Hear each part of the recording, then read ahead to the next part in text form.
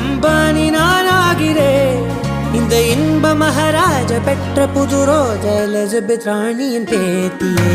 தாயே தாயே மகளன வந்தாய், தந்தை சிந்தை நலமுற வந்தாய்.